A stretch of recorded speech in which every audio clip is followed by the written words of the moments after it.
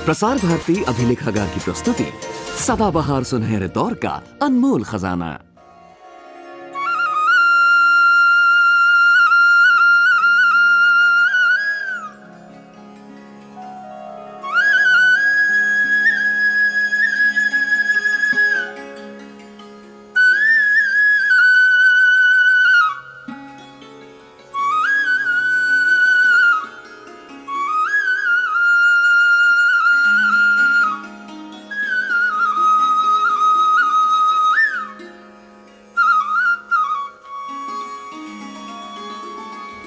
हे नारी, तुझे नमन। तू ही है नवजीवन का आह्वान, तू ही है प्रगति की पहचान। सदियों पी तूने घूंट अपमान की, पर पात्र है तू केवल सम्मान की।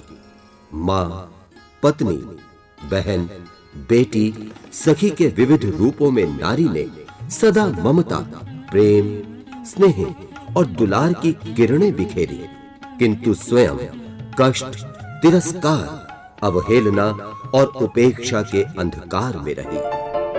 समय ने करवट ली, नारी ने अपनी उपलब्धियों, कार्यक्षमता, दृढ़ निश्चय, दक्षता और शक्ति से यह सिद्ध कर दिया कि हर क्षेत्र, चाहे वो खेलकूद, राजनीति, साहित्य सृजन, चिकित्सा क्षेत्र हो या अंतरिक्ष यात्रा, विज्ञान, पर्वतारोहण अभियान हो, सभी में वो सार्थक भूमिका निभा सकती है।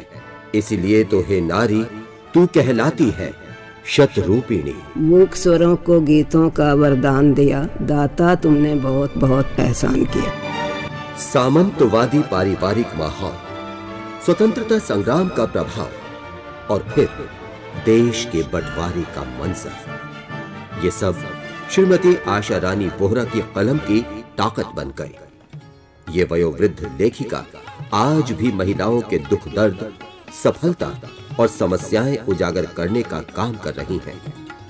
इन सब के बावजूद उन्हें अपना बचपन रह रहकर याद आता है। मेरा जन्म तो पाकिस्तान यानी पश्चिम पंजाब कहा जाता था, वहीं हुआ है, लेकिन बचपन पंजाब में नहीं बीता, ग्वालियर रियासत में बीता है, क्योंकि पिताजी की नौकरी वहाँ थी, वो रियासत के अधिकारी थे और हम लोग ग्वालियर में ही एकदम सामंती माहौल में पले।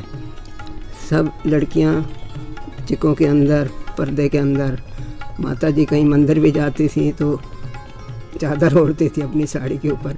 जब किसी अधिकारी के घर भी मिलने जाते थे तो तांगे पे पर्दा लगता था। इस माहौल में हम लोग पले हैं, इसलिए शिक्षा नहीं हो पाई और 8वीं पास करने के लिए भी मुझे पंजाब में मौसी के पास छोड़ना पड़ा था।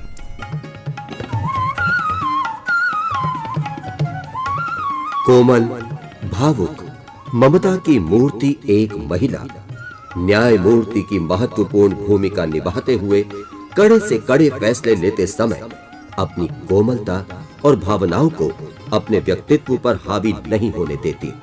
दिल्ली उच्च न्यायालय की पहली महिला जज उषा मेहरा इसकी एक बेहतरीन मिसाल है। Order, order. आप जो भी कहेंगी सच कहेंगी, सच के अलावा कुछ नहीं कहेंगी। जो कुछ कहेंगी सच ही कहेंगी, सच के अलावा कुछ नहीं। दोषी डूबना नहीं चाहिए और निर्दोषी को सजा नहीं है। एज ए जज ऑर्डरी का मामला जहाँ किसी को सजा देनी है या मैट्रिमोनियल में, इसमें तो आप सोचिए कि पहाड़ सिर पे होते हैं और हम नीचे दबे होते हैं। ऐसी हालात होती है कि मैट्रिमोनियल मैटर में तो आपके दिल पे लगती है। जब एक औरत और आदमी तलाक देने आते हैं, छोटे छोटे बच्चे होते हैं और बच्चों से पूछो कि आपको किसके साथ जाना है, और वो कहे मैं मामा पापा दोनों के साथ रहना है, और पति पत्नी खड़े होकर भी राजी नहीं है साथ साथ। उस हालात में आपके दिल को बड़ी ठेस लगती है और ये समझ नहीं आती कि क्या करें। ऐसे हालात आ जाते हैं। अब देखिए शालिनी मल्होत्रा का केस गाइड करने का, और मल्होत्रा की तरफ से बेल के लिए मेरे पास ढूंढ रखी भीड़ थी और यहाँ तक कहा गया कि जी ये बिल्कुल नहीं हो सकता, वीडियो रिकॉर्डिंग हुई थी। तो उसका केस डिसाइड करने में मेरे को तो ये लगा कि इसको बेल बिल्कुल नहीं मिलनी चाहिए। उसके फादर मदर को भी मैंने नहीं दी थी, हाईकोर्ट में दे दी जाती है, लेकिन मैंने नहीं दी क्योंकि जो हालात दिखाई दिए उससे ये जाहिर होता था कि वो पार्टी है कहीं ना कहीं। महिलाओं को पुरुषों से दोगुनी मेहनत करनी पड़ती है और यदि क्षेत्र पर्वतारोहण का हो तो ये चौगुनी हो जाती है। ये मानना है एवरेस्ट पर विजय पाने वाली विश्व की पहली महिला बछेंद्री पाल का, जिन्हें अनेक बार दुर्गम राहों पर आगे बढ़ते हुए जिंदगी और मौत के बीच फासला खत्म होता महसूस हुआ, फिर भी कदम आगे बढ़ते चले गए, क्योंकि जहां चाहा वहां राह। पहली बार इंडियन महिला ट्राई कर रही थी, बहुत मेंटल ब्लॉक था, और वो भी जीवन और मौत के बाद में आप अपना उपलब्धि अगर करते हैं, टॉप में पहुंचते हैं, तो वो आपके पूरा फिलॉसफी, आपका जिंदगी को देखने का अंदाज ही बदल देते हैं, पूरा नजरिया बदल देते हैं, पूरा दृष्टिकोण बदल देते हैं। और वैसे भी कि दुनिया की सबसे ऊंची चोटी में जब पहुंचते हैं, तो जहां जिंदगी मौत बहुत नजदीक दिखता है, तो आदमी का पूरा ब्रेन वॉश हो जाता है। और वहाँ मैं पहुंची, उसका पूरा श्रेय तो मेरे माँ बाप को ही है। और वहाँ पर पहुँचने के बाद सबसे पहले मैंने सागर माथा, जो बोलते हैं ना एवरेस्ट को, उसको माथा टेका। कहते हैं harder the journey nearer to the god. मुश्किलें जितनी रास्ते होती हैं तो भगवान के नजदीक का फीलिंग जरूर होता है। और एवरेस्ट में तो लगता है भगवान यहीं पर ही है, कहीं ना कहीं। पूजा किया, अपने माँ बाप को याद किया। करीब 45 मिनट तक हम लोग टॉप में थे। और उसके बाद सबसे पहले ये इन्फॉर्मेशन मिसेज इंदिरा गांधी को ही दिया गया था।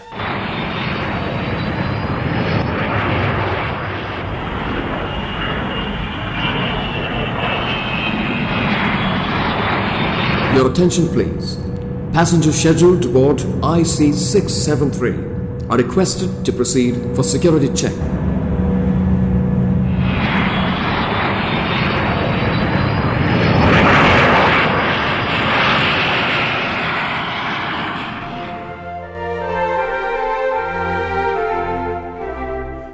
आकाश छूने का सपना देखने वाली न जाने कितनी महिलाएं समाज की खोखली मान्यताओं और रूढ़िवादिता के कारण चूल्हे चौके तक सिमट कर रह जाती हैं। लेकिन धुन की पक्की कैप्टन इंद्राणी सिंह देश की प्रथम व्यावसायिक पायलट के रूप में कामयाबी का नया अध्याय लिख देती हैं, जो विषम परिस्थितियों में भी होशो हवास कायम रखती हैं। तीसरा या दूसरा कमांड फ्लाइट थी, कैलकाटा जा रहे थे हम। टेक ऑफ पे ही बर्ड हिट हो गया रात के वक्त। बर्ड हिट हुआ, इंजन में सारी आवाज़ें शुरू हो गई, पैरामीटर्स ऊपर नीचे होने शुरू हो गए। देखा कि इंजन में खराबी आ गई है, राइट साइड का इंजन बंद करना पड़ा। सिंगल इंजन पे हम चले गए, सिंगल इंजन फ्लाइट की, उसको प्रॉपर्ली लैंड किया, पैसेंजर को इन्फॉर्म किया और बिल्कुल सही तरीके से आके लैंडिंग की, सेफली पार्क किया। एज अ वुमन पूरी दुनिया जहान को था कि ये फर्स्ट वुमन कमांडर। एक तो पहले उनके दिमाग में ये चल रही थी, ओ माय गॉड, एक तो औरत है, ऊपर से कमांडर है, ऊपर से ये हैंडल करनी है इस इमरजेंसी सिचुएशन, तो एबनॉर्मल सिचुएशन है, ये कैसे करेगी।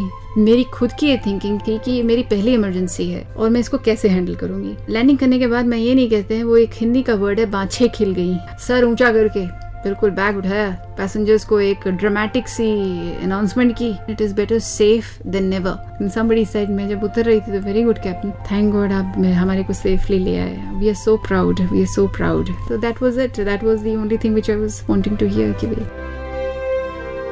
कठिन राह पर चलते हुए मंजिल तक पहुंचना हर किसी के लिए मुमकिन नहीं, लेकिन इरादे बुलंद और जज्बा कामयाबी हासिल करने का हो तब मुश्किल से मुश्किल राह भी आसान हो जाती है और सामने होती है मंजिल।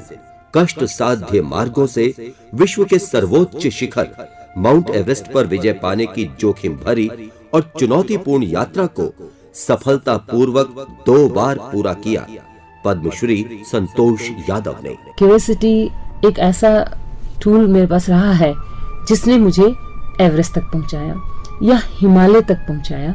मुझे वो मोमेंट याद है कि जब मैं एवरेस्ट की चोटी पे पहुंची थी, मेरे अंदर कोई एक, ना ही कोई इमोशनल फीलिंग थी, ना ही कोई एक्साइटमेंट था, नम। लेकिन मुझे इन्फॉर्म करना था, मेरी ड्यूटी थी मेरे लीडर को कि मैं सर पहुंच गई हूँ टीम के साथ और हम सब सुरक्षित हैं। वहां से जो नीचे से एक आवाज आई पूरी टीम मेंबर्स की, सबके लोग वहां पर थे, हमारे हुकम सिंह साहब के पास उनके एक ही आवाज निकली, संतू बेटा तुम एवरेस्ट पे पहुंच गई। और उनके आवाज जो है वो चौक हो गई और मुझसे बर्दाश्त नहीं हुआ, क्योंकि उस पॉइंट पे हमें बैलेंस रखना है, अपने संभालना है, क्योंकि हमने अचीव तो कर लिया है, लेकिन आप वो नीचे आना संभल करके, वही सही मायने में अचीवमेंट होगा।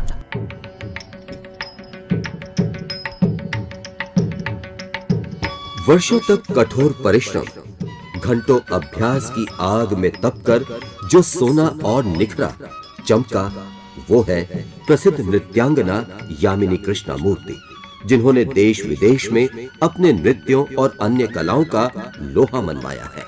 गौरी अम्मा से सीखा। जितने लोग इस क्षेत्र में थे, बड़े बड़े विद्वान, सबके साथ में जो थोड़ा थोड़ा विद्या पाती, और कुचिपुड़ी को मैं रिवाइवल करके उसको क्लासिकल स्टेटस दिया। पहले कुचिपुड़ी किसने बोला कि क्लासिकल नहीं है, गवर्नमेंट में भी बताया it's only folk, but I gave the classical status दिया। और ओडिसी में मैंने नया चीज़ों बनाया है, पंचकन्या का थीम, और ये सब गुरुओं ने, बड़े बड़े गुरु थे, पंकज चरण दास ओडिसी में सिखाया मुझे, और कुचिपुड़ी तो चिंता कृष्णमूर्ति ने, तो बड़ा विद्वान थे, और भरतनाट्यम में जितने थे वो सब मेरे साथ दिए। Balasaraswati was an inspiration. I very early gained my popularity. By 21st or 22nd year, I was all over known in India. 82 में जो ban was removed from the Chidambaram temples to dance. I as a child was roaming in the temple at the age of 4 or 5. We lived in the temple town. जब हमने वहाँ dance किया वो festival में, I danced almost for 4 hours. I never felt tired. I was energetic. I thought that Shiva has entered into me and I was dancing there on the same spot we're supposed to have danced, the Lord Nataraja. The whole township was there. I think that was something elevating, something unbelievable, and whole of my team, we all felt. After the performance, we became too tired. For 1 week, we slept off because we spent so much of energy on that performance. So that was one of the things, memorable performances. Then when I performed in Kennedy Center, then Lincoln Center, Albert Hall, सब बड़े जगह में मैंने किया है। अपनी खान पान की परंपराओं को त्याग कर हम थोपी हुई मान्यताओं को स्वीकार कर रहे हैं। इसका असर पड़ रहा है हमारे स्वास्थ्य पर। यह मानना है वैज्ञानिक सुनीता नारायणन का। शीतल पेय में कीटनाशकों की मिलावट के मुद्दे को प्रभावशाली ढंग से उठाने का श्रेय सुनीता नारायणन को ही जाता है। मैं आज समझती हूँ इस देश के अंदर हम 2 रास्ते चुन सकते हैं। एक रास्ता वो होगा कि हम घर के पदार्थ खाएं। हम पुराने जो तरीके थे, जो अच्छे तरीके थे, जिसमें हम सब्जी लेके, धो के, खा के, कुछ हद तक कीटनाशक हम डालते थे, मगर कमी डालते थे क्योंकि उसका कोई उद्योग नहीं था, तो वो एक तरीका था, एक अच्छा तरीका था। अब उसके साथ एक मार्केट आ रही है। आज मार्केट आपको कह रही है कि वो मत खाइए, आप प्रोसेस्ड खाना खाइए, आप वो खाइए जो मार्केट में मिलता है। सरकार ने अभी एक्शन टेकन रिपोर्ट पार्लियामेंट के सामने रखी है। पार्लियामेंट की अपनी रिपोर्ट है, मगर उसमें काम बहुत कम हुआ है। काम क्यों कम हुआ है, उसके बहुत कारण हो सकते हैं, मगर जो भी कारण है वो कम है। आप और मेरी मांग एक ही होनी चाहिए कि जो भी कारण हो, जो भी कमियां हो, मगर हमारे स्वास्थ्य से कोई खिलवाड़ नहीं करेगा, और हम वो जेपीसी की रिपोर्ट को लागू करके ही रखेंगे। और मैं आपको आश्वासन देती हूँ कि हम करते रहेंगे और करा के रहेंगे। तुम बहुत प्यारी बातें करते हो। अब तुम सो जाओ, मैं कल सुबह तुम्हें देखने आऊंगी। क्या आप जानते हैं ये आवाज किसकी है? ये है नफीसा अली, बहुमुखी प्रतिभा की धनी, तैराकी की राष्ट्रीय चैंपियन, मिस इंडिया, अभिनेत्री, समाज सेविका। सदा खुश रहना, काम को पूजा मानना, सभी को साथ लेकर चलना इनकी सफलता का मूल मंत्र है। अपने में ये सभी खूबियां समेटने वाली नफीसा अली क्या बचपन में शरारती थीं?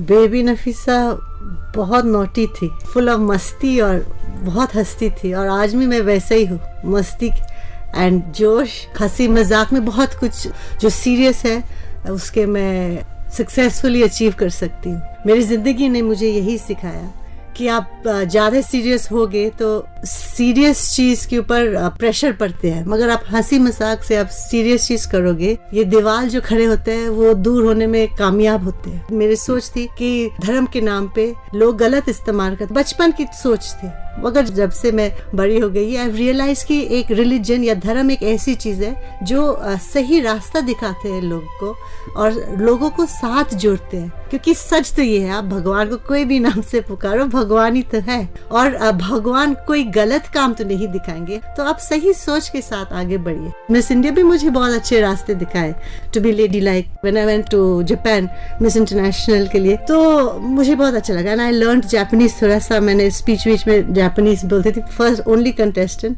मुझे सेकंड रनर अप मिला तो I was quite happy. When I reach Tokyo सब लोग सो रहा था। सुबह मैंने जब जाके कमरे के बाहर निकले तो इतने लंबे लंबे ब्यूटीफुल औरत सब दिखाई दिया, तो मेरे को बड़ा कॉम्प्लेक्स हो गया। तो मैं वापस कमरा के अंदर जाके मेरे बड़े बड़े जो हील्स जूती थे उसको पहन के बाहर निकले। तो मैंने सोचा अब ठीक है, सीखो ना नैनों की भाषा पिया, कह रही तुमसे ये खामोशियां, सीखो ना पिया, लब तो ना खोलूंगी मैं, समझो दिल की बोली, सीखो ना नैनों की भाषा पिया। शुभा मुद्गल की ये खनकदार आवाज सीधे दिल की गहराई में उतरती चली जाती है। गुरु शिष्य परंपरा को निभाते हुए संगीत के क्षेत्र में अहम मकाम हासिल करने वाली शुभा मुद्गल ने उस उम्र में संगीत सीखना शुरू किया जिस उम्र में बहुत कुछ हासिल हो चुका होता है। शुभा गुरु के मुख से निकली वाणी को ही सबसे बड़ा आशीर्वाद मानती है। कुदरती ही आवाज मेरी जो है वो पतली नहीं थी। मैं केवल ये कहूंगी कि ये मेरा सौभाग्य था कि मुझे ऐसे लोगों का मार्गदर्शन मिला, और विशेष रूप से पंडित राम आश्रय झा जी का मार्गदर्शन मिला कि जिन्होंने बिल्कुल कच्ची मिट्टी को जैसा भी है गढ़ दिया। सौभाग्य की बात यह है कि कुछ वर्ष पहले मुझे आकाशवाणी के लिए रेडियो संगीत सम्मेलन में गाने के लिए बुलाया गया, और मैंने उसमें यमन गाया। वो ब्रॉडकास्ट हमारे गुरुजी ने सुन लिया। हालांकि मेरी इतनी हिम्मत नहीं होती कि मैं गुरुजी को कभी बता पाऊं कि मेरा ब्रॉडकास्ट इस दिन को इस समय पे हो रहा है। और उसके बाद गुरुजी ने मुझे एक पत्र लिखा जिसमें उन्होंने मुझे आशीर्वाद दिया और ये कहा, उन्हें देख के अच्छा लगा कि जो उन्होंने बरसों पहले मुझे सिखाया था वो मैंने विधिवत जैसा सिखाया था उसे गाने का प्रयत्न किया। वो मेरे लिए बहुत बड़ा पुरस्कार है। लक्ष्य पाने के लिए मन में इच्छा शक्ति, कुछ कर गुजरने का जज्बा हो तो सागर की दिल दहला देने वाली लहरें भी रास्ता नहीं रोक पाती। ये सिद्ध कर दिखाया भारत की जलपरी पूर्व राष्ट्रीय तैराकी चैंपियन बुला चौधरी ने। 8 वर्ष से मैंने ये तैराकी शुरू किया, चैंपियन एज ग्रुप का जो नेशनल होता है। और मैं जब 9 वर्ष की थी तब मुझे 6 गोल्ड मिला था जूनियर नेशनल में। मैं जूनियर नेशनल में लगातार हर ग्रुप में चैंपियन रहा, रिकॉर्ड किया, बहुत सारे रिकॉर्ड किया हर ग्रुप में। ऐसे लगातार 10 साल ऐसे चला। उसी साथ साथ मैं सीनियर नेशनल में भी, जब मैं 12 साल की थी उस टाइम मैं सीनियर नेशनल चैंपियन रहा with record, national record break किया था। और इंटरनेशनल मेरा जो है वो भी 12 साल में ही था। उसमें भी मैं एशियन जो दिल्ली में हुआ था 82 एशियन गेम्स, उस टाइम मैं 12 साल की थी और मेरा पहला इंटरनेशनल उसमें, तो उसी टाइम से मेरा ये स्विमिंग का सिलसिला शुरू हुआ। घर को सुव्यवस्थित रखना हो या समाज में कानून व्यवस्था बनाए रखना, ये दायित्व चुनौतीपूर्ण है। इस चुनौती को भी महिलाओं ने सहर्ष स्वीकारा है और अपनी भूमिका के साथ न्याय किया है। दिल्ली पुलिस में उपायुक्त रह चुकी नुज़हत हसन। पुलिस का क्षेत्र ज्वाइन करने का जो मेरा डिसीजन था वो स्कूल में ही हो गया था कि सिविल सर्विसेज का एग्ज़ाम लेना है और इन क्षेत्रों में अपना कदम रखना है। तो कोई ऐसी अटपटी बात नहीं लगी मुझे कि इसको चुना मैंने। परिस्थितियों से जूझने की ताकत और क्षमता आप में होती है, क्योंकि मैं हर ही असाइनमेंट को एक चैलेंज की तरह लेती हूँ और कोशिश ये करती हूँ कि अपनी तरफ से कोई कमी ना रह जाए। एक लंबा सफर तय करते हुए सदियों से चली आ रही रूढ़िवादी परंपराओं और मान्यताओं की बेड़ियों को तोड़कर नारी ने जीवन के हर क्षेत्र में अपनी सार्थकता सिद्ध की है। सफलताओं और उपलब्धियों की नई गाथाएं लिखी हैं। हे शतरूपिणी, तुझे शत शत प्रणाम।